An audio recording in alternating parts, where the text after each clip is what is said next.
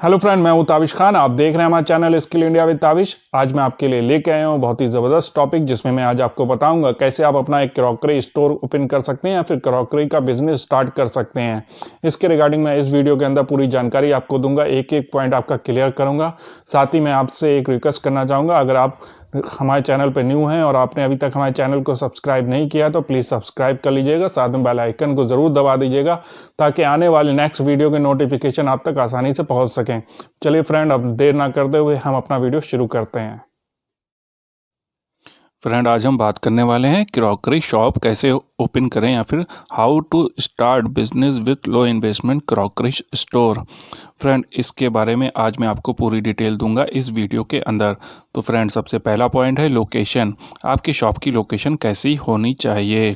तो फ्रेंड, इसमें आपको एक चीज़ का ध्यान रखना है, आपकी लोकेशन ऐसी होनी चाहिए जहां पर ज़्यादा से ज़्यादा कस्टमर आते हों, यानी कि भीड़ भाड़ वाला एरिया या फिर मेन मार्केट का एरिया होना चाहिए। जहां पर आप अपनी शॉप ओपन कर रहे हैं वो मेन मार्केट का एरिया होना चाहिए फ्रेंड। इससे आपकी सेल बढ़ने की ज़्यादा से ज़्यादा चांस रहते हैं फ्रेंड। इसके बाद में हम बात करते हैं इस बिज़नेस को स्टार्ट करने के लिए हमें कितना इन्वेस्टमेंट करना होगा या फिर आप कितना इन्वेस्टमेंट कर सकते हैं। तो फ्रेंड, अगर आप स्टार्टिंग कर रहे हैं तो स्टार्टिंग में आप इसके लिए 1 से 1.5 लाख रुपए तक की आप इन्वेस्टमेंट कर सकते हैं या फिर 1 से 2 लाख रुपए तक का इन्वेस्टमेंट कर सकते हैं फ्रेंड। इसके बाद में हम बात करते हैं जो शॉप का एरिया है वो कितने स्क्वायर फीट का होना चाहिए कम से कम। तो फ्रेंड, हम बात करें तो 300 से 500 स्क्वायर फीट का एरिया तो होना ही चाहिए, क्योंकि इसमें आपको अपना स्टॉक भी एक जगह पे सेव करके रखना होता है और स्टॉक को डिस्प्ले भी करना होता है। क्योंकि ये क्रॉकरी का आइटम है, इसलिए इसको आपको बहुत सावधानी से रखना होता है ताकि ये टूटे ना। फ्रेंड, इस चीज़ का आपको बहुत अच्छे से ध्यान रखना है, इसलिए आपके पास कम से कम 300 से 500 स्क्वायर फीट का एरिया होना चाहिए।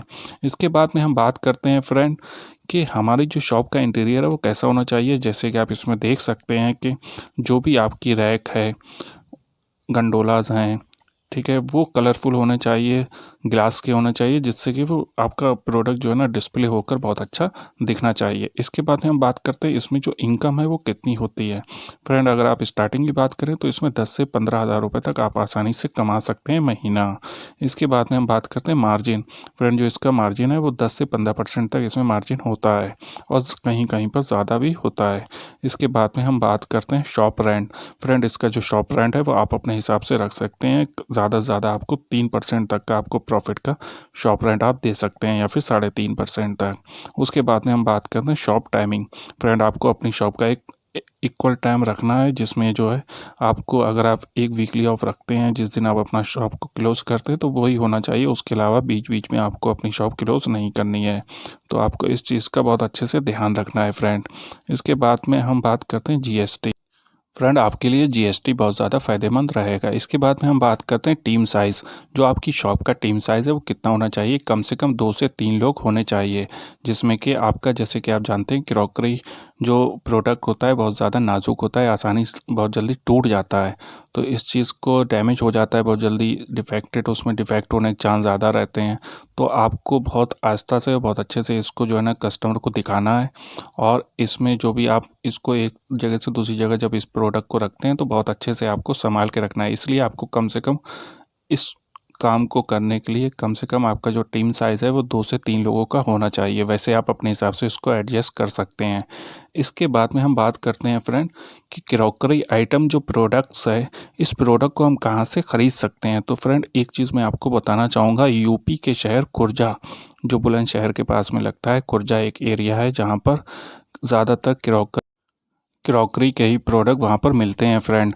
तो अगर आप वहाँ से इस प्रोडक्ट को परचेस करते हैं, ख़रीदते हैं, तो वो वहाँ पर आपको बहुत ज़्यादा प्रॉफिट होने के चांस रहेंगे। यानी कि वहाँ पर ये प्रॉफिट इसलिए मैं कह रहा हूँ क्योंकि वहाँ पर आप जब इस प्रोडक्ट को ख़रीदेंगे तो वहाँ पर ये प्रोडक्ट आपको बहुत ज़्यादा सस्ता पड़ेगा और वहाँ से आप ख़रीद के ला के अपनी शॉप के ऊपर बेचते हैं तो आपको बहुत ज़्यादा प्रॉफिट, यानी मार्जिन के हिसाब से जो प्रॉफिट आपका बनेगा बहुत ज़्यादा बनेगा वो।